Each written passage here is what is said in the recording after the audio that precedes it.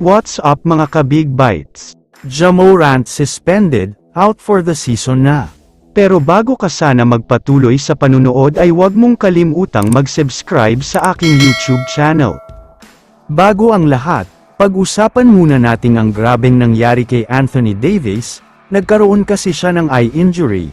Matapos siyang matamaan ang kanyang kakampi na si Daniel Gafford, dumugo pa nga ang mata niya dito.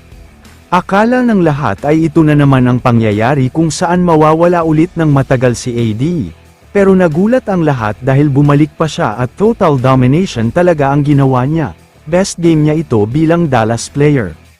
Grabe kasi ang laro niya lalo na sa endgame, siya na din ang binigyan ng play ni Jason Kidd. Kaya naman isang game-winning floater ang ginawa niya, at tuluyan na nga silang nanalo, tumaas na din ang chance nila sa play-in. After nga ng laban ay may comment agad dyan ang kanyang former teammate na si LeBron James. Ayon sa kanya ay hindi na daw siya nagulat sa ginawa ni AD, expected na daw talaga ang puso at husay niya kada game. Samantala, lumipat na tayo ngayon sa balita tungkol kay Ja Morant. Trending ngayon sa mundo ng basketball ang ginawa niya kontra sa Warriors, kung saan nag-gun sign siya sa kalaban niya na si Draymond Green.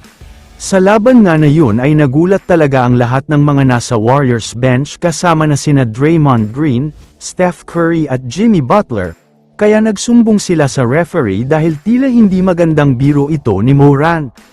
Alam naman kasi nating lahat na maliban sa nasa Memphis ginanap ang laban, kilala rin si Morant sa mga ganitong antics.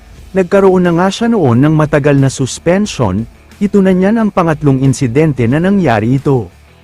Una ay noong March 2023, 8 games suspension lang ang ginawa sa kanya.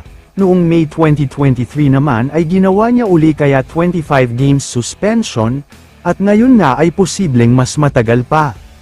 Ayon sa mga reports, pinag-aaralan na daw ng NBA committee ang posibleng penalty at suspension ni Morant. Hindi rin daw inaalis ang posibilidad na permanent ban at may kasama pa dyan na isang napakabigat na multa. Kapag nangyari ito, mukhang delikado na talaga ang Memphis Grizzlies dahil mawawalan sila ng isang superstar. Swerte talaga ang team na makakaharap nila kapag playoffs na dahil siguradong easy win ang mangyayari. Kaya naman kung kayo ang tatanungin, ano ang masasabi nyo sa mga balitang ito? I-comment mo naman ang opinion mo tungkol sa tanong na ito. Dito na muna nagtatapos ang video na ito. Maraming salamat sa panunood mga ka-Big Bites. God bless sa inyong lahat.